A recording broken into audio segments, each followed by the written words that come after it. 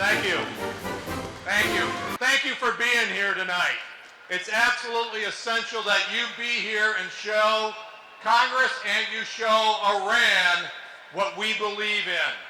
We stand today united as Americans, not as Republicans or Democrats, but we stand united as Americans.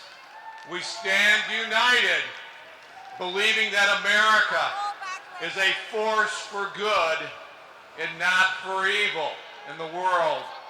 We stand united in believing that this is a bad agreement for America and the rest of the world. And we stand united knowing that America is strong, and in our history, when we see evil, we will confront it, contain it, and we will defeat it. We will never, we have never, and we will never accommodate it. We know that you've heard often tonight, this is a bad agreement. We know it's in a good agreement, and people in this president say, but it's all we could get. It's a sign of weakness. America in recent history has shown we can do better. What did we do to the former Soviet Union? We brought the Soviet Union to its knees. But let me give you one other example, more recent. There was a regime that was a pariah in the world community. It was an outcast. It supported terrorism around the world. It blew up a civilian airliner over Lockerbie, Scotland, and 270 civilians were killed. But the world stood strong, led by America.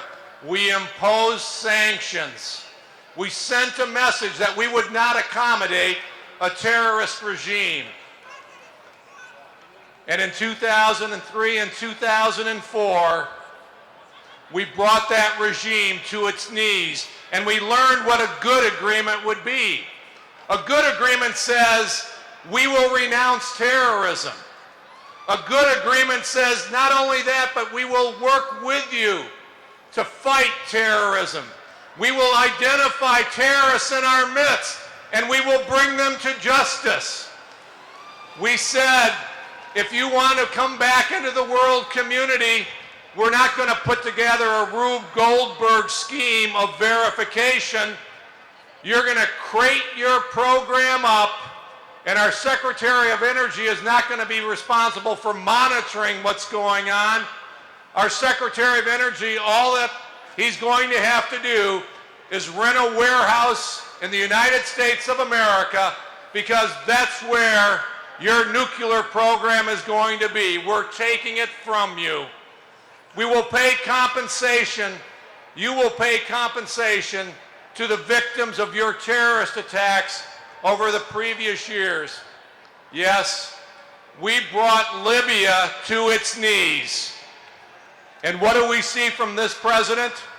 We'll talk about, in the future, we'll talk about how he snatched defeat from the jaws of victory in Libya. But for 8 years, Libya did everything we asked them to do. And now we're sending the world a different message.